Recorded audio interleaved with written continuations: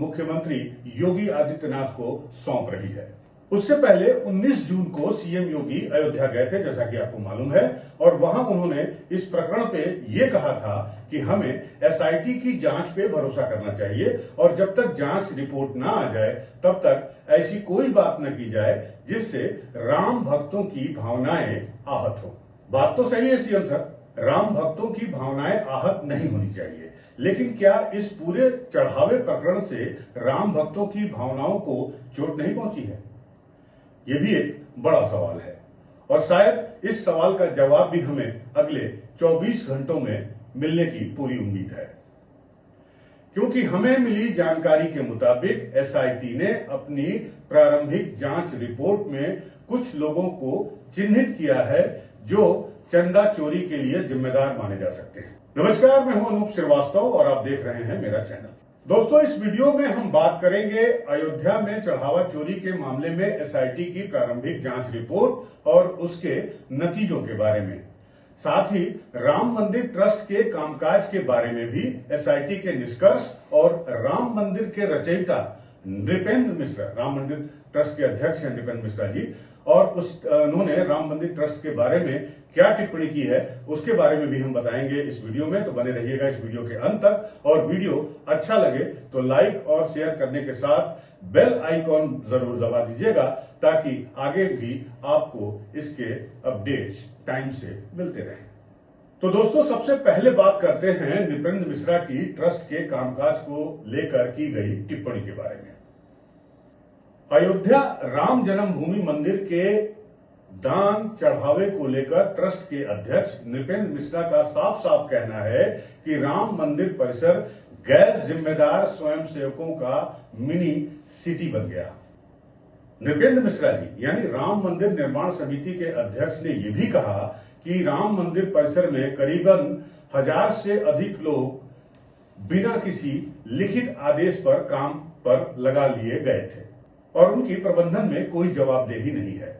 उनके कार्य का न तो विभाजन किया गया और न ही कोई जिम्मेदारी तय की गई।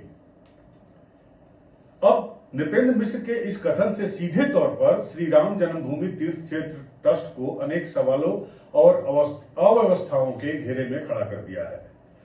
मंदिर की व्यवस्था की जिम्मेदारी अब अनुभवी लोगों के हाथों में सौंप देनी चाहिए, यह भी उनका कहना है, और पूरी व्यवस्था ट्रांसपेरेंट यानी पारदर्शी होने के साथ जवाबदेह भी होने वाली है या होनी चाहिए।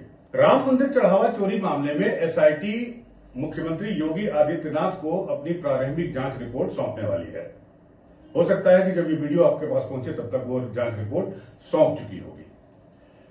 करीब 150 से अधिक पन्नों की रिपोर्ट में दान राशि, गबन, सुरक्षा व्यवस्था से जुड़े कई बिंदुओं का इसमें उल्लेख किया गया है।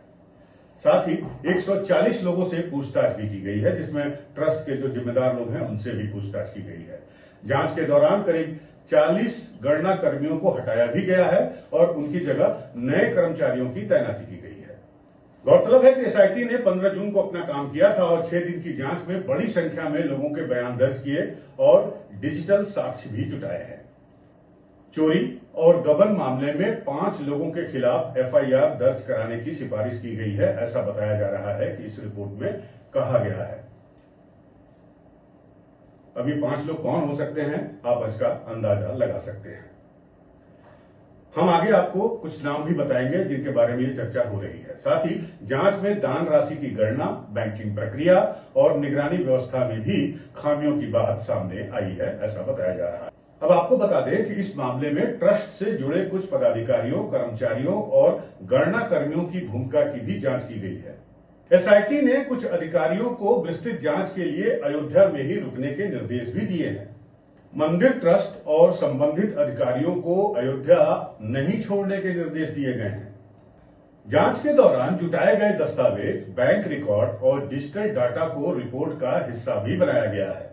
रिपोर्ट सौंपे जाने के बाद दोषियों के खिलाफ विभागीय और कानूनी कार्रवाई पर निर्णय लिया जा सकता है। गौरतलब है कि अब इस मामले में कार्रवाई को लेकर लखनऊ से लेकर दिल्ली तक मंथन जारी है, क्योंकि ट्रस्ट का गठन केंद्र सरकार के निर्णय के बाद गृह मंत्रालय ने किया था, जैसा कि आपको मालूम है। साथ ही साथ इस मामले में हाईकोर्ट में एक याचिका भी दायर की गई है, जिसपे आज यानी सोमवार को सुनवाई होगी और इस याचिका में मांग की गई है कि इस पूरे मामले की जांच एक स्वतंत्र एजेंसी या सीबीआई से कराई जाए। आपको बता दें कि इस मामले को लेकर हाईकोर्ट में एक याचिका भी दाखिल की गई है, जिसपे सोमवार यानी आज सुनवाई हो सकती है।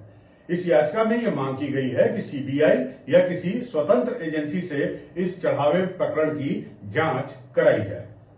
एसआईटी की विस्तृत जांच आगे भी जारी रहेगी और अंतिम रिपोर्ट के लिए माना यह जा रहा है कि एसआईटी को अतिरिक्त समय दिया जाए।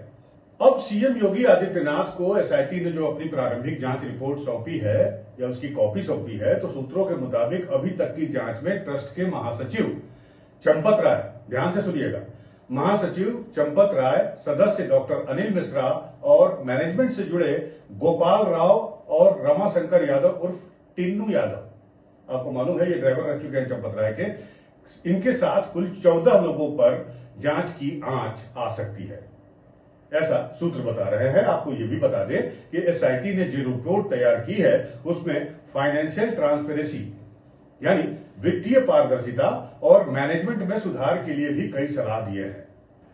माना यह जा रहा है कि अभी तक उत्तर प्रदेश में केवल काशी विश्वनाथ ही धर्मार्थ ट्रस्ट के अंतर्गत आता है। अब इस जांच के बाद या इस जांच रिपोर्ट की, एसआईटी की जांच रिपोर्ट के बाद यह भी संभव है, ये हो सकता है कि अयोध्या राम मंदिर ट्रस्ट को भी उत्तर प्रदेश सरकार के धर्मार्थ ट्रस्ट के अंतर्गत लाया जाए और काशी विश्वनाथ मंदिर ट्रस्ट की तरह यहां भी यानी अयोध्या में भी राम मंदिर ट्रस्ट में एक सीईओ की तैनाती की जाए। साथ ही एसआईटी ने अपनी जो प्रारंभिक जांच रिपोर्ट दी है उसके कुछ इंपॉर्टेंट पॉइंट्स ये हैं। सबसे बड़ी बात जो कही है एसआईटी ने वो ये है, ट्रस्ट महासचिव चंपत राय, मेंबर डॉक्टर अनिल मिश्रा और व्यवस्थापक गोपाल राव सहित जो भी जिम्मेदार व्यक्ति हैं उन्हें जांच जारी रहने तक अयोध्या से बाहर जाने की अनुमति न दी जाए। साथ ही उनको अपना मोबाइल ऑन रखने की भी सलाह दी गई है। राम मंदिर ट्रस्ट का पुनर्गठन किया जाए, जैसा कि मैंने आपको पहले बताया, और ट्रस्ट के सभी सदस्यों की जिम्मेदारी समान रूप से तय की जाए, यह भी कहा है एसआईटी ने। इसके अलावा मंदिर में जो चढ़ावा चढ़ता है उसकी गिनती का साप्ताहिक ऑडिट भी किया जाए और हर रोज चढ़ावा में आने वाली नकदी यानी नगद राशि की एंट्री कराई जाए। साथ ही राम मंदिर ट्रस्ट का पुनर्गठन किया जाए, इसकी डिमांड सबसे ज्यादा हो रही है। और विस्तृत जांच के लिए यानी अंतरिम रिपोर्ट के लिए, फाइनल रिपोर्ट के लिए एसआईटी को और समय दिया जाए। सीसीटीवी जिन कमरों में है वहां पर जहां पर वो लगे हुए हैं उनका स्टोरेज का जो अवधि है उसे 3 महीना किया जाए, अभी तक ये 45 दिन का था। और ट्रस्ट के संचालन के सिलसिले में सुप्रीम कोर्ट की जो गाइडलाइंस है यानी किसी भी मंदिर या धर्मार्थ ट्रस्ट जो है इसके बारे में सुप्रीम कोर्ट की जो गाइडलाइंस है उसका पालन किया जाए। योगी सरकार ने एसआईटी को 1 सप्ताह में प्रारंभिक रिपोर्ट और 2 सप्ताह में अंतरिम रिपोर्ट यानी फाइनल रिपोर्ट देने का निर्देश किया था। अब समिति ने चूंकि प्रारंभिक जांच रिपोर्ट तैयार कर ली है तो माना यह जा रहा है कि अंतरिम रिपोर्ट सरकार को सौंपने के लिए एसआईटी थोड़ा समय और मांग सकती है। बहरहाल यह देखना बड़ा दिलचस्प होगा कि एसआईटी की प्रारंभिक जांच रिपोर्ट के बाद उत्तर प्रदेश सरकार क्या कोई एफआईआर दर्ज करती है। आपको मालूम है कि अब तक 4 लोगों ने पुलिस में इस बाबत शिकायत दर्ज कराई है, जिसमें राज्यसभा सांसद और आम आदमी पार्टी के उत्तर प्रदेश के प्रभारी संजय सिंह भी हैं, जिन्होंने ये कहा है कि इस मामले में एफआईआर दर्ज होनी चाहिए और एफआईआर दर्ज करने की बात बहुत सारे लोग कर रहे हैं। तो अब सवाल ये सबसे बड़ा है कि जब एसआईटी ने अपनी प्रारंभिक जांच रिपोर्ट सौंप दी है और उसमें जिन लोगों पर अगर उसने सवालिया निशान लगाए हैं उनके कामकाज पर लगाए हैं, तो क्या अब यूपी पुलिस एफआईआर दर्ज करेगी, ये बड़ा सवाल है। बनी रहेगी हमारी नजर इसके ऊपर, आप भी हमारे साथ बने रहिए। मिलते हैं आपको अगले अपडेट के साथ इसी मामले पर, तब तक के लिए जय हिंद, नमस्कार।